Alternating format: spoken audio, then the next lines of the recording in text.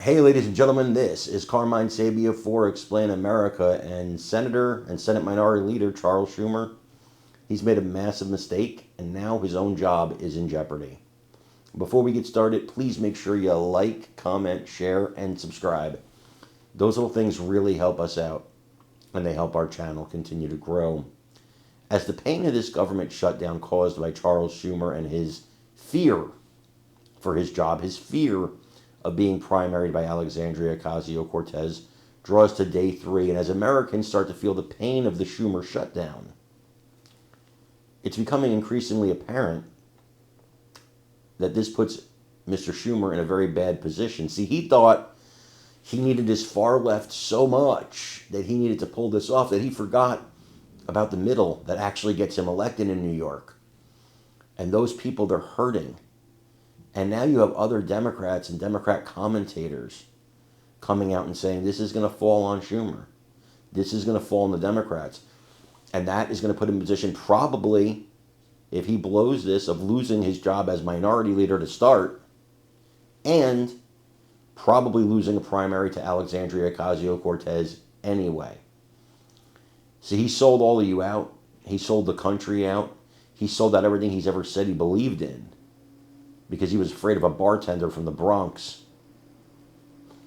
Put the whole country in this mess because he fears one bartender from the Bronx. Think about that. Now even Democrats are sounding the alarm. Now even liberals are saying Schumer's going to get blamed for it. The Democrats are going to get blamed for it. And it's probably going to cost Schumer his job. I want you guys to watch this and let me know what you think in the comments. Everybody needs to understand how this works.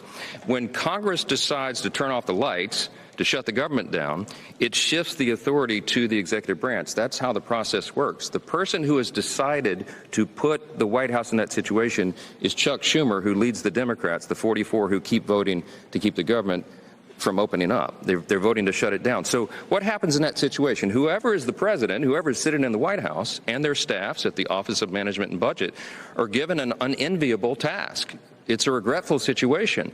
They have to then determine, since the spigots have been effectively turned off and there's no more money coming in, they have to then prioritize, triage effectively, federal spending. They have to look at all of that and say, which things are deemed essential and which are non-essential, which priorities, policies, and personnel must be kept to keep the government operating, and which are less of a priority.